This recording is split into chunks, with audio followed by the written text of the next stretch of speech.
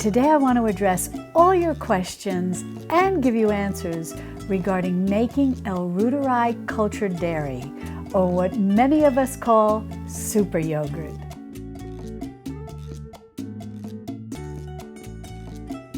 Hi sweet friends, I'm Mary and welcome to Mary's Nest, where I teach traditional cooking skills for making nutrient-dense foods like bone broth, ferment, sourdough, and more.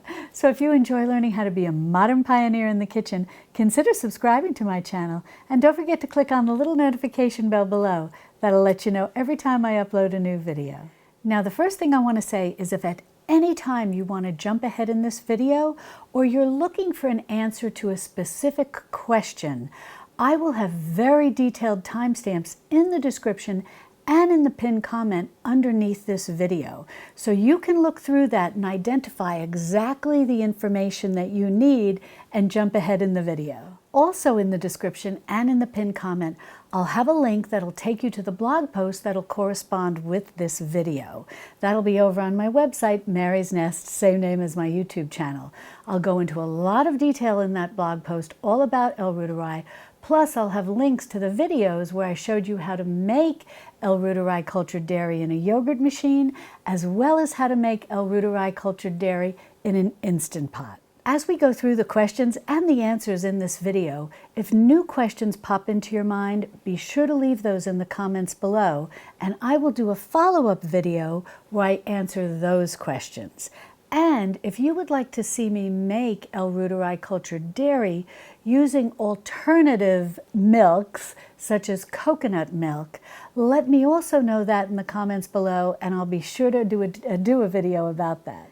Now, the information that I'm sharing about making El Ruderai cultured dairy is all based on what's in this book called Supergut by Dr. William Davis, MD. He's a medical doctor. I highly recommend this book. Literally every page is chock full of useful information, and I can't speak highly enough about it. I'm sure it's available in most bookstores, and I'll be sure to put a link to it in the description underneath this video. So what exactly is El Ruderai cultured dairy, and why do we call it cultured dairy? El Ruderai is a good bacteria, a probiotic. And why do we want to be consuming that good bacteria? The reason is we need that for the health of our digestive system. You often hear it referred to as gut health. But interestingly enough, as Dr. Davis discusses in his book Supergut, we have less and less El Ruderai in our systems than our ancestors did. Now, before we get to discussing that in detail, why are we calling it cultured dairy? And that's really something very specific to here in the United States. The Food and Drug Administration requires that in order to be called yogurt, the particular cultured dairy needs to have certain types, certain strains of good bacteria in them. And when the cultured dairy contains those specific strains of good bacteria, the cultured dairy can then be called yogurt, and usually that's what you see sold at your stores. If you look on the back of a yogurt container, it'll say cultured with X and Y, and those are the two bacteria that are specifically required in order for yogurt to be called, at least here in the United States, yogurt. When we take milk or half and half and we culture it with El Ruderai, it's basically something different because we're not including those strains of good bacteria that are traditionally used to make yogurt. We're basically just making a particular unique type of cultured dairy. But the good bacteria, the El Ruderai bacteria, is so strong in this particular form of cultured dairy, people will often refer to it as super yogurt. So as we go through the questions and answers in this video, if you sometimes hear me saying yogurt, if you sometimes hear me saying super yogurt, if you sometimes hear me saying cultured dairy, I'm always basically referring going forward to the El Ruderai cultured dairy. And as far as a cultured dairy or yogurt goes, If you like Greek yogurt, you're gonna love this form of yogurt because it is so thick, thicker than Greek yogurt, and it doesn't need to be strained. It comes thick like that right out of the container in which you make it. And it has that same tart, tangy flavor that's very similar to yogurt, but something that I really like, and I think you will too. Now let's go back and talk about our ancestors for a minute, because this was a common theme that I did receive a lot of questions about in both comments under the video as well as emails. I have to thank my husband for compiling a lot of your comments and emails regarding L. reuteri, and that's basically what I'm going to be going through today. And as I mentioned, one of the comments that was sort of common, it started to follow a pattern, and something that we were also discussing in detail in the Mary's Nest Facebook group. And if you're not in that group, I'll be sure to put a link in the description below if that's something you'd like to join. It's completely free, and we have a lot of traditional foods chit-chat in there. But what a lot of you found fascinating was what Dr. Davis discusses in his book. I know many of you have purchased the book and read it and found it as fascinating as I did, that our ancestors had a lot more L. reuteri, good bacteria, in their digestive systems, as opposed to what we have. Sadly, we have very little. And why is that a problem? The problem is that L. reuteri is the good bacteria that in our bodies is related to producing a lot of oxytocin. Now, this comes with an important caveat for women who are pregnant. Now, I know there is a lot of discussion about this on the internet, and it's always difficult to know exactly what's valid and what's not valid, and whether or not information has changed or stayed the same. I tend to just rely on the book that I have. And Dr. Davis recommends that because L. reuteri is involved in the production of oxytocin, that it's probably best for women who are pregnant not to consume L. reuteri. Now, he does have other super yogurts, in essence, in the book that are good for pregnant women to consume. But because of the relationship to L. reuteri and the production of oxytocin, he recommends that pregnant women not take this. And the reason is that oxytocin can be involved in producing pregnant women to have labor. And I think that we all know that unless it's time to have labor, those of us who have had children know that we want to bring our babies to term as long as possible. So definitely heed that warning if you are pregnant. Now, I know that there has been a lot of information about this on the internet, and if you have primary resources on the internet that may contradict what I'm saying, or improvements that Dr. Davis has made in what he's been writing about this, by all means, feel free to share that in the comments below. Now, getting back to the rest of us and eating L. reuteri, if we are consuming an appropriate amount of L. reuteri, good bacteria, and increasing our production of oxytocin, what does that control? Well, oxytocin is often what's called the love hormone or the cuddle hormone. And it's a hormone that makes us, in essence, loving and kind. It makes us empathetic. And interestingly enough, it does seem like today we live in a harsh society.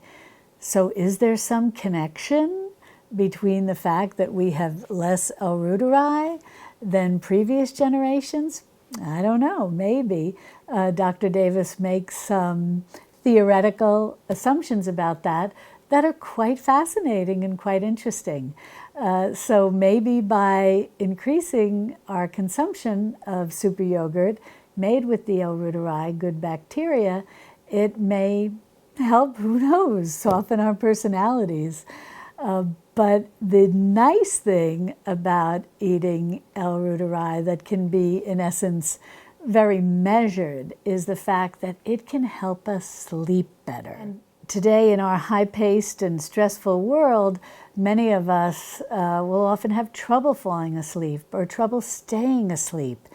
And Dr. Davis talks about how consuming L-reuteri yogurt, super yogurt, on a daily basis can contribute to better sleep. And so that is always a good thing. And it's something that I have found to be such a pressing subject, so to speak, in the world of traditional foods, and often, old-fashioned or eating old-fashioned foods or drinking old-fashioned type teas and whatnot to sleep better, to be a very popular subject in our traditional foods community.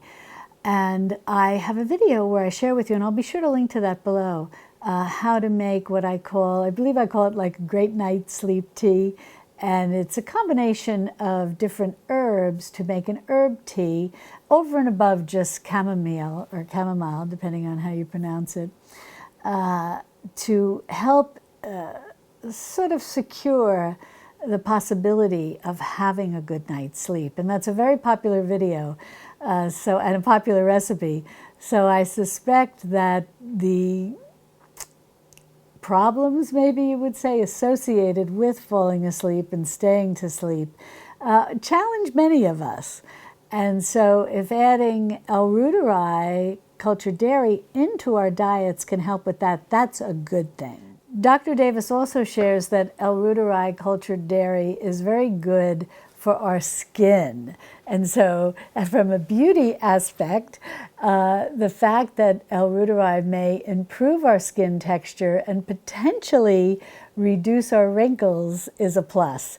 And since most of us here in the traditional foods community like to make bone broth and drink bone broth for a variety of reasons, not just for our gut health and our joint health, but also in the hopes of our skin health, making our skin look a little better.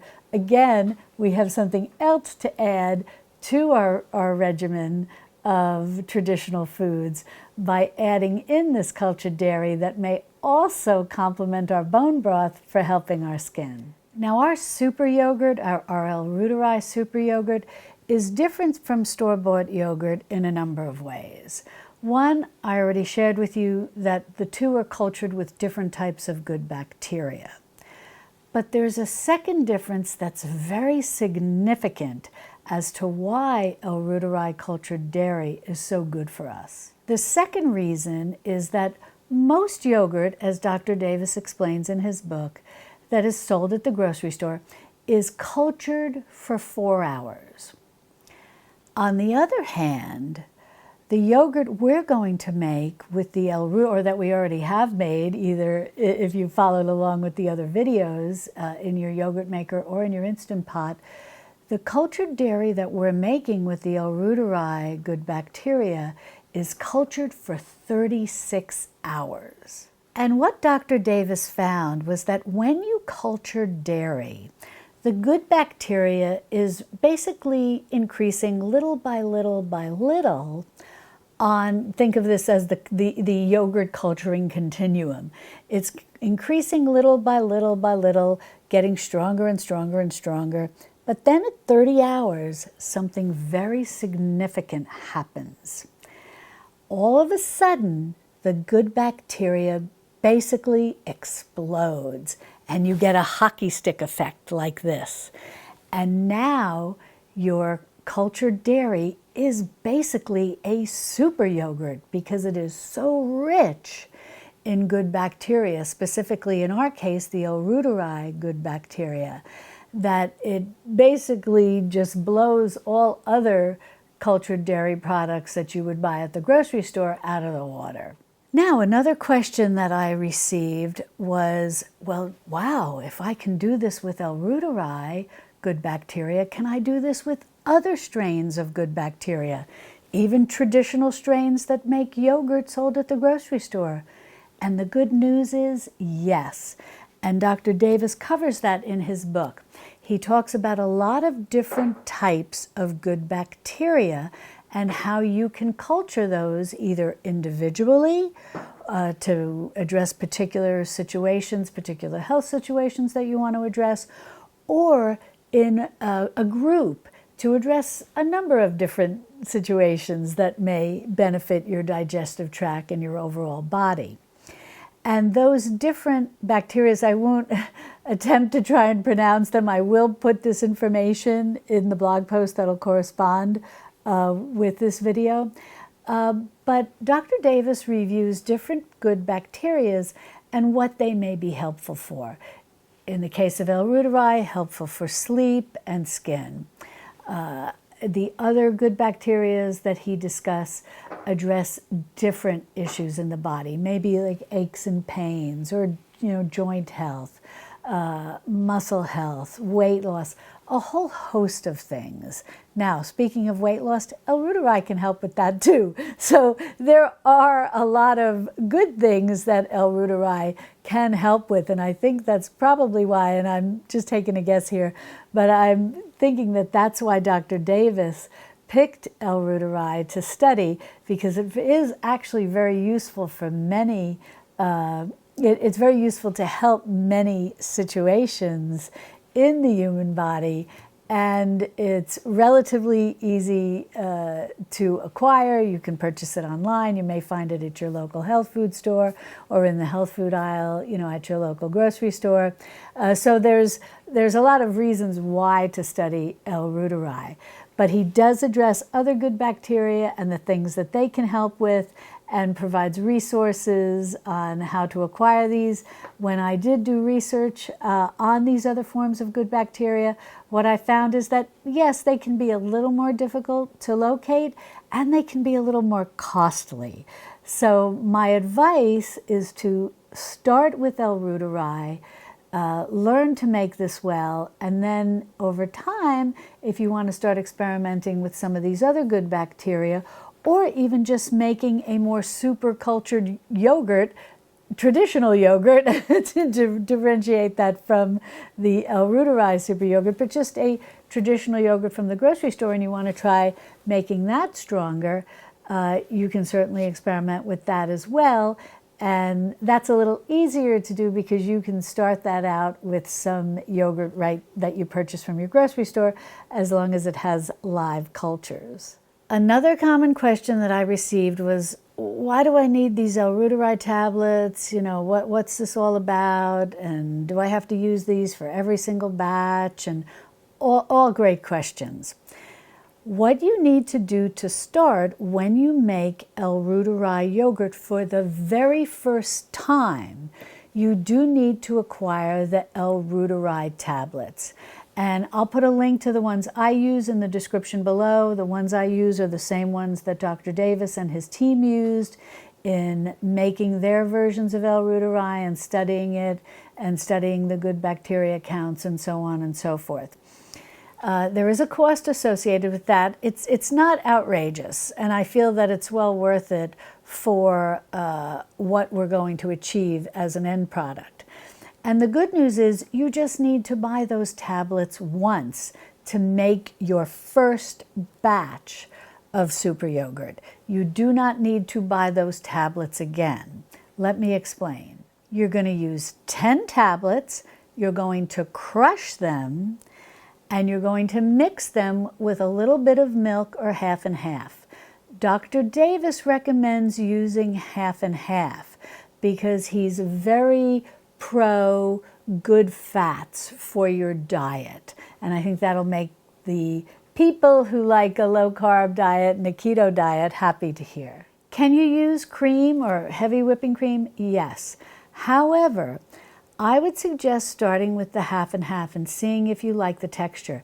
It's extremely thick. And so if you make it with cream, it may be almost like butter. I can't even imagine. I've not yet tried that yet, but maybe I need to experiment so I can give you the official report. But I have read from others who've made it with cream that it's almost too thick.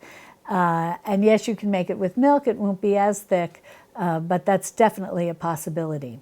Now, once you crush your tablets, you're going to mix them with, we'll go pretending that we're, for this purpose of this discussion, that we're using half and half. That's what I used in both of the previous videos. You're going to mix that together. You're also going to add in what's known as inulin. And this is a prebiotic. It basically is a food that feeds the L. reuteri, which is a probiotic. And the reason that we're adding in this inulin, and it's in a powder form, is because we are culturing this for 36 hours, and we want to make sure that the L. reuteri, the good bacteria, has plenty to eat. And basically, there are different types of inulin.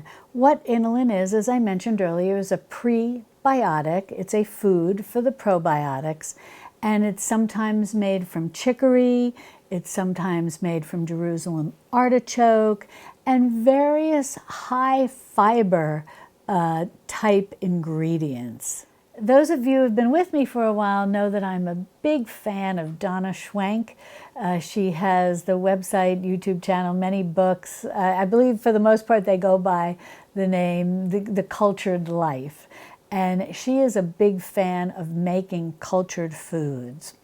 And her books are wonderful. Her YouTube channel is basically her podcast, and that's actually where I learned about Dr. Davis and his book, Supergut.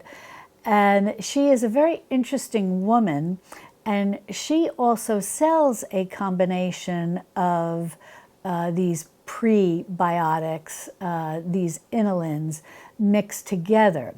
And if you've seen my previous two videos on making L. reuteri, I use the chicory, I use the Jerusalem artichoke, and I also use Donna's mix.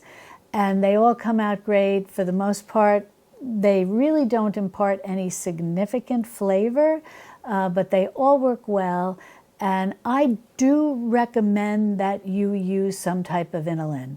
It's very affordable. Again, I'll put links to this in the description below. I'll put links to Donna's books and her website and her YouTube channel where you can learn more about her particular products. But again, you will probably be able to find some form of inulin at a health food store in your area, or if your grocery store has one of those health food aisles. Inulin is relatively common because it is a prebiotic, and it does help feed even the existing good bacteria that you have in your gut. So it's become more common for people to be adding to smoothies and things like that. And so you will want to add that in, because that is another question that I received. Do I really need the inulin? Do I really need to add it in with my half and half and my L. reuteri crushed tablets? And my answer is yes. I have found that if you are not adding the inulin to your L. reuteri, the consistency of your final product is not as good. It's simply, it's almost as though you can tell that the L. reuteri got hungry and that it was struggling to make it to those 36 hours to make a nice, thick, high-quality product. So I would say don't skimp on the inulin. It's not an expensive product, and it's also good for our health. And you're going to give your good bacteria, your L. reuteri, something to eat and something that's going to allow it to create a high-quality product in the end. Another question I received is specifically about the tablets. Do I need to use all 10 tablets? Can I cut that back? And that is a great question. There is a manufacturer of a yogurt maker who has tested using a lower amount of tablets as opposed to the full 10 tablets. They decreased the amount as far down as just using 3 tablets. And what did they find? They found that, yes, they were able to still make an L. reuteri super yogurt. Now, they also did add in the inulin, so keep that in mind. But they did find that it wasn't as thick a final product as if they had used the full 10 tablets. So moving down from 10 to something a little lower, and then eventually to just 3, they felt that they still had an El Ruderai cultured dairy, that they did have a cultured product, but one that was a little looser in texture, and potentially, because they didn't have a way to test this specifically, but potentially not as strong in the El Ruderai. That I'm just kind of theorizing, but the final product was a little looser. So I say buy the bottle of El Ruderai tablets, the little crushable tablets. I think they might come by about 30 in the container. I can't remember exactly. Use 10, get off to a good start, and then keep those other 20 as backups in the event that you ever needed to start this process all over again. And that brings us to the question of, yes, Mary, do I need to use 10 tablets every time I want to make a new batch? And the good news is, which I alluded to in the beginning, is no, you don't. Once you make your first batch with the 10 tablets, your second batch is made with some of the super yogurt that you've reserved, a couple of tablespoons, that you've reserved from your first batch. So when you go forward, and I show all of this, my El Ruderai videos are incredibly detailed and took me they were filmed over many days as I incubated all of these different yogurts for 36 hours and making a first batch, making a second batch. And so definitely check those out. But what you do is you save a little bit from your very first batch. And when you go to make your second batch, you again bring out your milk or bring out your half and half, bring out your inulin, put your yogurt into a big measuring cup or bowl, whatever you use, the super yogurt that you've retained. I usually use a couple of tablespoons, that's it. And I put that into my big, large measuring cup, and then I add in my inulin, and then I add in a little bit of my half and half. I make a slurry, and that's part of the process that you'll see in those other videos. You kind of make a slurry first so that you help everything dissolve and mix up nicely, specifically the inulin. And then you pour in the rest of your half and half, and you forge ahead with the cultured dairy process making, or cultured dairy making process. But the important thing to know is that with every subsequent batch, all you need to do is save a little bit from your previous batch and use that to inoculate your new batch. And that comes to the question of, how long does this last in my refrigerator? And the answer is, it's at its maximum efficacy, its maximum strength at 10 days or within 10 days. So it's best to consume your El Ruderai super yogurt once it's been made within 10 days. And then on your 10th day, retain a little bit of that El Ruderai and start making your next batch. And this is what the process entails. And this way you're consuming some El Ruderai every day. Now, what if you get to the point where you say, well, I don't want to bake anymore, I'm just going to take a break from it. What do I do now? Well, you have a couple of options. One is that those 20 tablets, those 20 El Ruderai tablets that you've kept in reserve can be brought back out again, and you can start the whole process all over again with 10 El Ruderai tablets.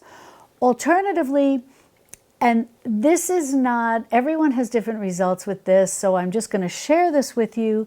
It's not 100% foolproof as it would be if you were starting anew and using the El Ruderai tablets. You can try freezing a little bit of your last batch of El Ruderai. Say you're going on vacation or you just want to break from it, you want to eat a different type of cultured dairy, whatever the case may be. You can try freezing some of it. The good bacteria will go to sleep. Will some of it die off because of the freezing temperatures? Yes. But they won't dissipate, so to speak, as quickly as they would if you had just had it in the refrigerator, and there's always the chance for spoilage, mold, so on and so forth. So they'll power down, they'll go to sleep, and then when you get ready to make a new batch of L-Reuteri, instead of using your tablets, you can try your hand at basically waking up your frozen super yogurt, let it defrost in the refrigerator, and then use that just as if you were just taking some out of your last container of a previous batch and starting to make a second batch or third batch, whatever the case may be. So that is an option. However, results have varied. So I just want you to be aware of that. Now, something I want to share with you is that my videos, especially if you've been with me for a while, you know that they're very long, very detailed. They're usually a full-length class. And it's easy to miss things if you do jump around.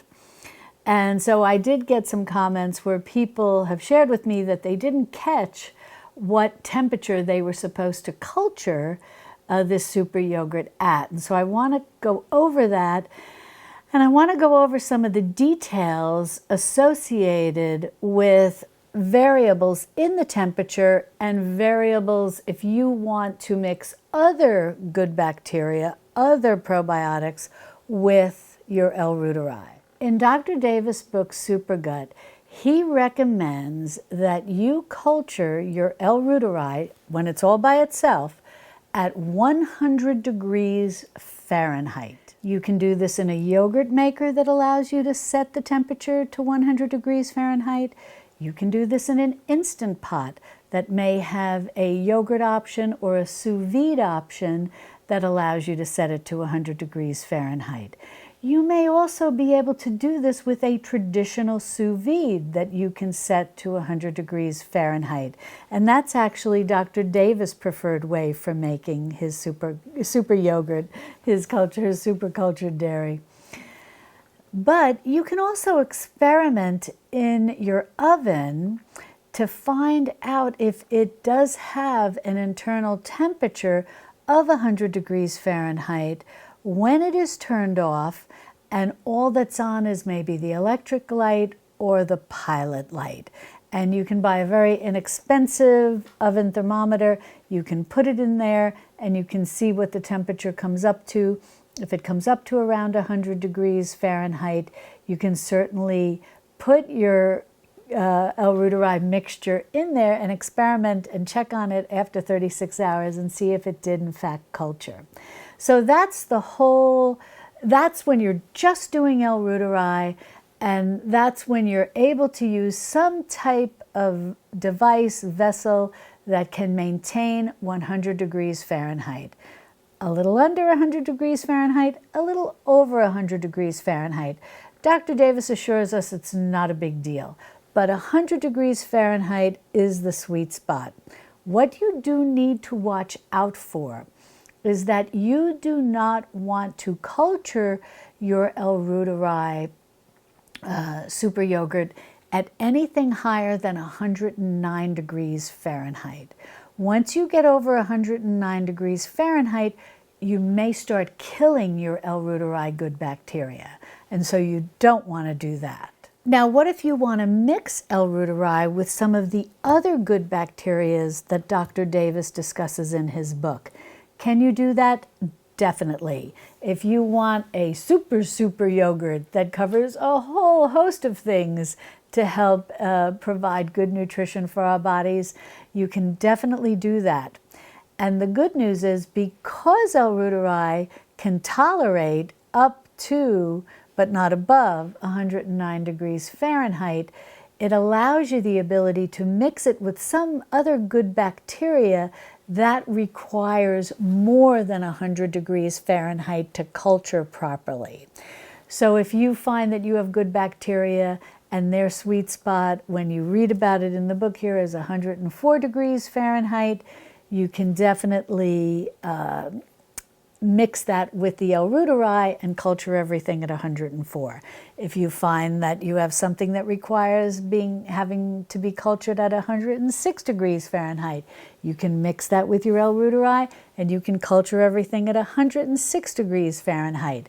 So there are variabilities, and so you don't need to worry if you do want to mix certain good bacteria. And as I said, I'll discuss this more in the blog post. And if you have the book, if you're reading it, if you're reading about Dr. Davis online and some of the other good bacteria he uses, again, use the comments below to say, Mary, could you experiment and show us making X and such super yogurt with one of the other good bacterias that Dr. Davis recommends, and I will definitely add that to my list. I'm happy to help and to show you and to experiment in any ways I can with this. So before we move forward, I just want to take a minute to have a quick review on how to make the El Ruderai yogurt, because I know you may be watching this Q&A before you get started to hopefully help you with the process. But I also think that you will find either video, the one where I make the El Ruderai in a yogurt maker or the one where I use the Instant Pot, very helpful, because those are very detailed and they're very long videos. But that's a good thing in this case to help walk you through this process. But this is the review. You're going to take your 10 El Ruderai tablets, you're going to crush them, you're going to add your inulin, you're going to add 2 tablespoons of inulin, and then you're going to add a little bit of your half and half. We're going to talk about the half and half in a minute. And you're going to make your slurry, mix everything up so that you help the inulin and the tablets dissolve, and then you're going to add in the rest of your half and half. You're using a total of 32 ounces of half and half. So you're using a quart of half and half. Can you also use a quart of milk? Definitely. Now let's talk about the half and half, so I had a lot of questions about this, or the milk. Either or needs to be in its ultra pasteurized form. And why is that? Because we need the good bacteria that's naturally occurring in raw milk, where it's very rich, to not compete with the bacteria that we're trying to inoculate our half and half with. In our case, the El Ruderai. We need to let the El Ruderai basically come out of the gate, be very strong, not have to compete with other good bacteria, and start right away culturing our dairy. So if you have access to ultra-pasteurized milk or ultra-pasteurized half and half, they are perfect for using to make El Ruderai super cultured dairy, super yogurt.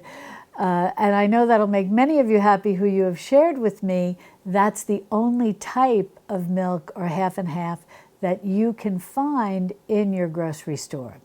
So if you have raw milk, what do?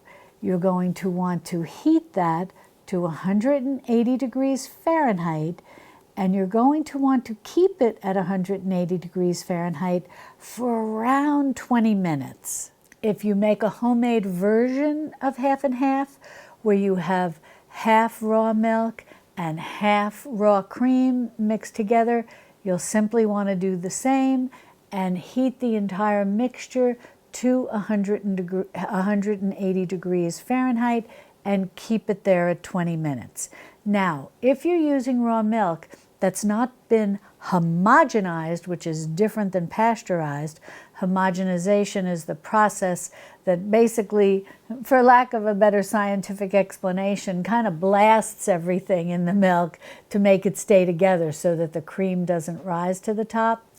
So if you're using raw milk that you now have, in essence, ultra-pasteurized by keeping it at 180 degrees Fahrenheit, but it's not homogenized, the texture of your El Ruderai will be a little different. It'll be similar to if you've ever had sort of cream on the top yogurt, where the yogurt has been made with milk that has not been homogenized.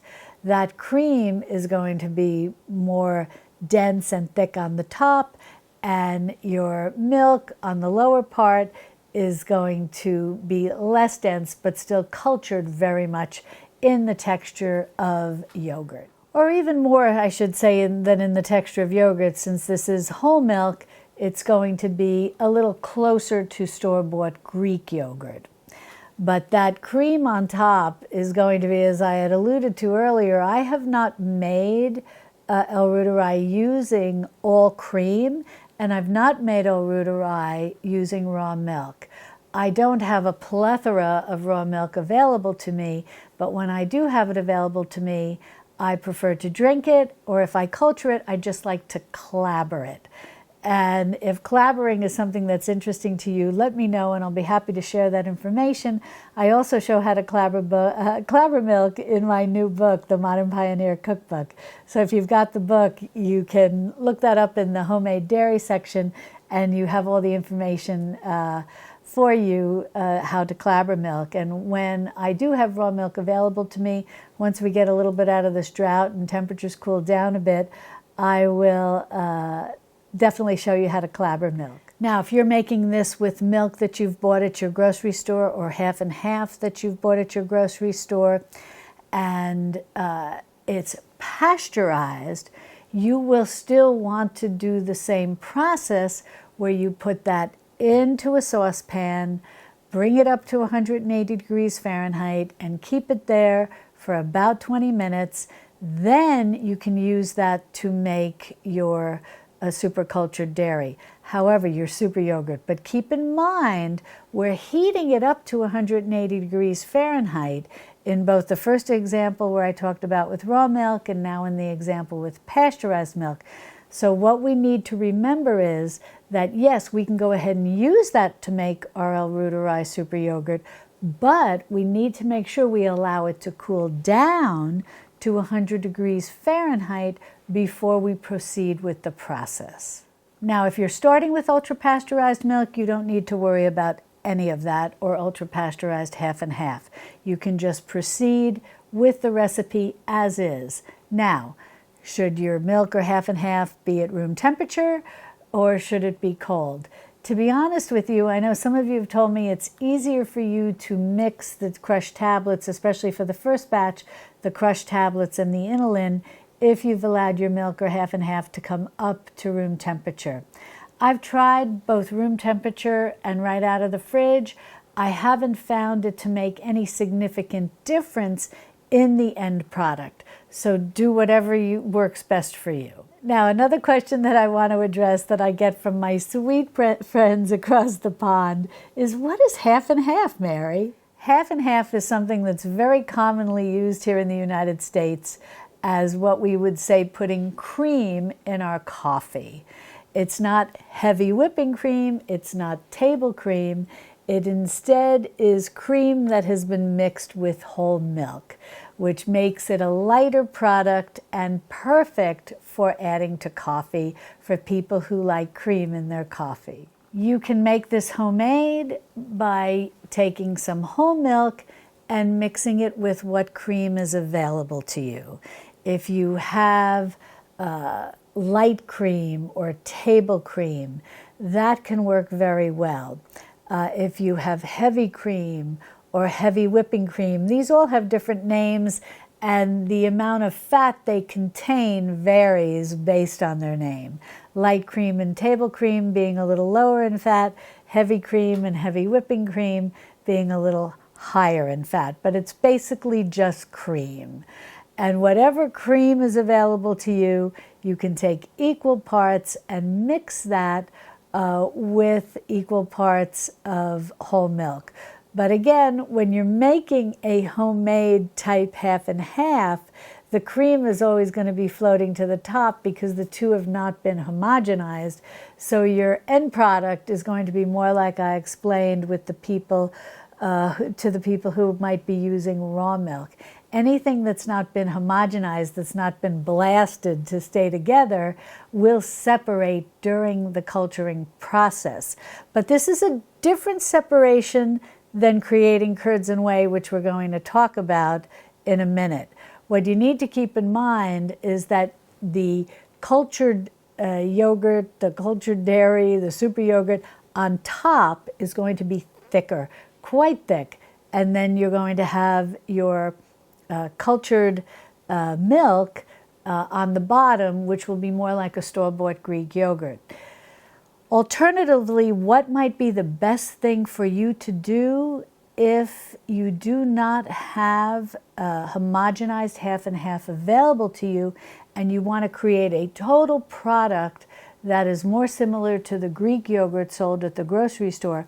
Now, it won't be this sort of super Greek yogurt that I explained in the beginning when you're using half and half, but it will be very similar to supermarket Greek yogurt, is to just go ahead and make your El Ruderai super yogurt with whole milk. Now, speaking of whole milk, can you use lower fat milks, 2% milk, 1% milk, fat-free milk?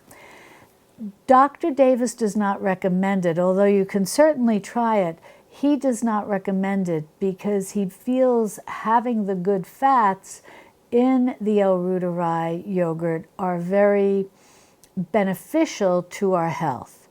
But if you do want to try it with the 2%, the 1%, or the fat-free or skim milk, depending on how you know it, just be advised that your end product will be thinner than those made with whole milk or those made with half and half.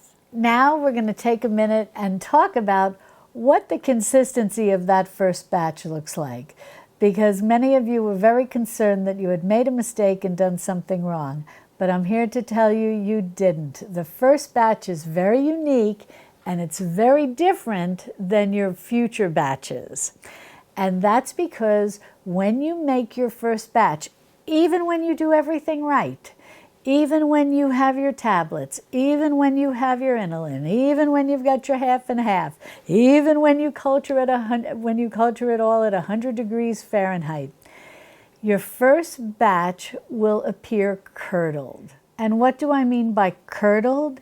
I mean that it's going to basically separate into curds and whey, into something that looks kind of clumpy, the curds, and then something that looks like somewhat of a pale yellow liquid, the whey. This is completely normal, and this is how the first batch comes out.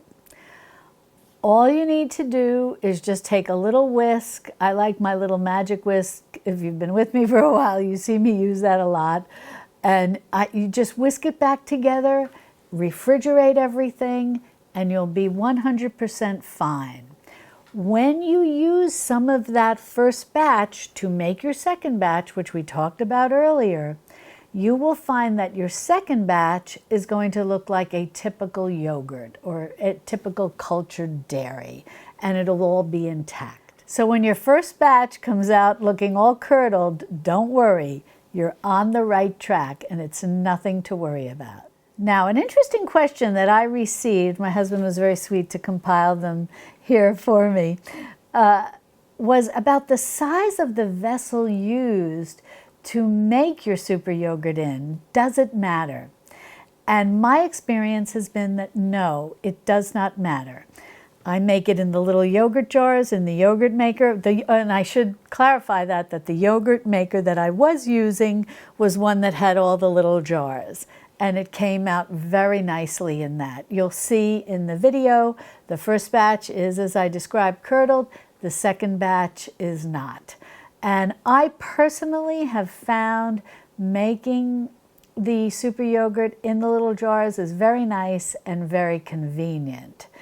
And the reason is, and this is another question I got, I'm kind of jumping ahead a bit here, is how much of this are you supposed to eat on a daily basis? And generally, Dr. Davis recommends just approximately about a half a cup. Nothing to go crazy with. You don't need to eat a whole bunch of it. And he even recommends that when you start eating cultured dairy, especially the super yogurt, that you start out slow. See if it agrees with you. And you're introducing all this new bacteria into your digestive system, so you don't want to create upset. And so you may want to start with a quarter of a cup. But I find those little jars very handy. The ones I have, and you don't fill the jar the whole way, which I explain in that video. You do want to leave a little room, as things culture, they can tend to expand a little and so on and so forth. But I fill my jars with what looks in between 4 to 6 ounces. And that would be a half a cup or slightly more. And that works out perfectly for me. And it's nice to just be able to pull one out. And I usually, and the reason that I do, I said maybe about 6 ounces, I'll eat about 4 ounces of it and then I give some to my dog. So I think it's good for him too. But that, check with your veterinarian to make sure that's okay. But it seems to agree with my dog very well. So that's what I do. However, you will see when you watch the Instant Pot video, when I make the El Ruderai in the Instant Pot, I don't fill the liner directly. I found that to be very cumbersome because after you've made the product, you then would have to transfer it to something that you could store it in, and it's just more to wash and so on and so forth. And personally, and this is just me, I do find stainless steel, yes, it's non-reactive and all of that, and it's much better than, trying to use aluminum or Teflon or things like that. However, whenever I'm doing something that requires a food being in a vessel for a long time, I really prefer glass, or if not glass, in the terms of cooking, like enameled cast iron or other enamelware type products. I really like to go for ultimate non-reactive. And so what I do when I make the El Ruderai Super Yogurt in an Instant Pot is I use canning jars. I just use glass canning jars. I've tried it in pints, I've tried it in quarts. It all works. It doesn't matter the size of the vessel, at least that has been my experience. And that was the question that that I received in email was, does it matter the size of the vessel? And no, I've tried it, as I said, in those little jars, maybe 6 ounces. I've tried it in pints, which is about 16 ounces. And I've tried it in quart, all glass canning jars. And so the quartz was the quartz. It sounds like the raw quartz, but making El Ruderai in quart-sized jars, and they were canning jars, worked just as fine as in pints and just as fine in the little yogurt jars. The only thing they all had in common was that they were all glass, and that's really what I like to culture dairy in, is glass. And as to when you're going through the culturing process, another question I received was they noticed in the videos I'm not putting lids on really tight. And that is correct. Whatever vessel you use to make your El Ruderai, leave the lids loose. And that's something that Dr. Davis goes over in his book. And the reason you want to leave the lids loose is because it's a culturing or a fermentation process. And so there are natural gases that are released, and you want those to be able to be released. And so best to leave the lids loose and allow those gases during the 36-hour culturing process to be released. Now, I received another question, and this was interesting. The person said that yes, if they were using pasteurized milk and had to raise it to 180 degrees Fahrenheit, maintain it at 180 Fahrenheit for 20 minutes, and cool it down, do they need to cool it down below 100 degrees when starting the process? And no. If you have it around 100 degrees, you're fine and you can proceed with making your super yogurt. And they continue, they actually, I should say, they go on to ask, do you have to warm your milk to 180 degrees Fahrenheit every single time you make El Ruderai super yogurt if you're starting with pasteurized milk? And yes, you would need to do that. Because if you just use the pasteurized milk as is, as some of you have shared with me, has been your experience, because before going through the process with me, you didn't realize that, yes, it needed to be ultra-pasteurized and you were using pasteurized milk, that the results really weren't what you were looking for, because the El Ruderai had to battle, in essence, with the other good bacteria that still remained in the pasteurized milk. because what happens is raw milk is very prolific with good bacteria. When it's pasteurized, some of that good bacteria is killed in hopes of being able to, in essence, the modern process of like extending its shelf life. Although the nice thing about raw milk is it never really goes bad. It sours, it cultures in essence. But that's a story for another day or a discussion for another day. But pasteurized milk kills off some of that good bacteria.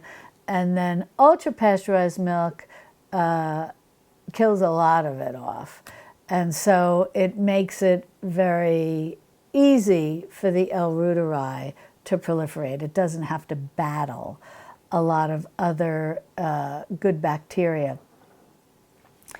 And the nice thing is, if that's all that's available to you, even if you use ultra-pasteurized milk or half and half, whatever you want to use when making yogurt, just traditional yogurt, as I show you, just with a bowl, you don't need any special equipment. And to make that right at home, that is a way to add nutrition back into the milk that you have. That may be all that you have available to you, and you don't really want to just be drinking ultra-pasteurized milk. You want to try to improve the nutrition associated with it, and so using it to make homemade yogurt is one way to do that. And I'll link to that yogurt making video in the description below if that's something that you want to try your hand at. It's very easy. All you need is a bowl. And let's see. Alrighty, let's go through the rest of these questions. Now, I did receive some comments and questions as to trying to understand why, in many cases, people's second batch of L. reuteri curdled.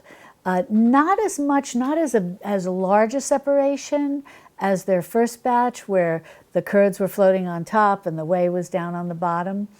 But their second batch was more like a cottage cheese as opposed to a yogurt. And yes, this can happen. And usually by your third batch, it's good to go and it's very smooth. But sometimes there's a reason as to why your second batch does appear more like cottage cheese than yogurt. And often this can be because at some point during the culturing process, it may have gotten too warm. It may have something to do with the particular machine that you're using, either the yogurt maker or the Instant Pot or your oven. It may have had something to do with the temperature just getting a little too warm.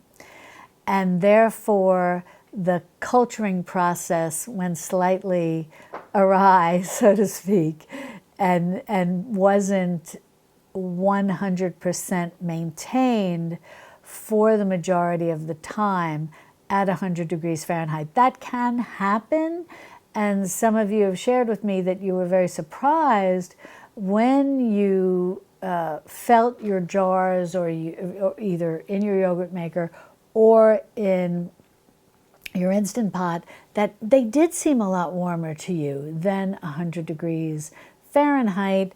And then when you checked them with one of those instant read thermometers, it actually was a little warmer. That can happen. And you know, sometimes just like every oven is different, and that's why chefs will also often recommend to us home cooks that we buy one of those little oven temperature monitors that tell us exactly what the temperature is in our oven. So we may set it, say, at 350, but interestingly enough, it's really running maybe 330, or maybe it's running 360 or 370. It's running a little higher or a little lower, and then so we need to keep that in mind to adjust maybe our cooking times. So unfortunately, that can happen in certain devices. And I'm not 100% sure what the solution to that is, because every device can sometimes run a little hot or a little cold. But the good news is, and I think some of you have shared this with me as well in comments and emails, is that usually by the third batch, the L. reuteri is really come into its own, and it's nice and strong, and it's creating a really lovely product that can withstand a little bit of temperature fluctuation. And when I say temperature fluctuation, it may be bumping up above the 109. And so maybe some of the L. reuteri was starting to die off. But hopefully, if anything like this happens in the third batch, your L. reuteri, as I said, has really come into its own, and it's quite strong, and it's proliferating. A little might be dying if your vessel does at some point, get a little warmer than it should be. But for the most part, the L. reuteri is pretty strong. It's withstanding best it can, and it's producing a fairly good product. So I think that I have learned going through all of this that each subsequent batch seems to be better than the next. And yeah, by the third, fourth, fifth batch, you're sitting pretty. It's really looking quite good and nice and tasty. Another question that I've received is, can you double or triple this recipe? Now, I have not tried this. However, others of you have, and you have left in the comments that you have doubled or tripled the amount of super yogurt that you made in one batch, and it did in fact turn out successfully. So it does sound like you can double or triple batch when making this. And another question, which I thought was very interesting, was that the L. reuteri tablets are flavored. Actually, and these are the ones that Dr. Davis recommends, the ones that I purchased that he recommends in his book that he uses. And I think it's like a mandarin orange flavor or something like that. It says it on the package. And you might even notice a mild fragrance when you open the package, when you open the bottle. And many of you asked me, would that affect the flavor of the final product? And no, I have not found any mandarin orangey type flavor in the super yogurt at all. So that's not a concern. So the good news about all of this is, as you go through this process, there is a little bit of trial and error, but you can be prepared to expect the curds and whey in the first batch. Maybe not a 100% perfect product in the second batch, but so many of you have shared with me what I just talked about earlier, is that from the third batch and onward, you really wind up getting a fantastic product. Now, if you would like more information about how to actually make L. reuteri and watch me do this in a step-by-step process in both a yogurt maker and the Instant Pot, be sure to click on this video over here where I go through all of it, very detailed, in a full-length class, 2 classes for you. And I'll see you over there in my Texas Hill Country kitchen. Love and God bless.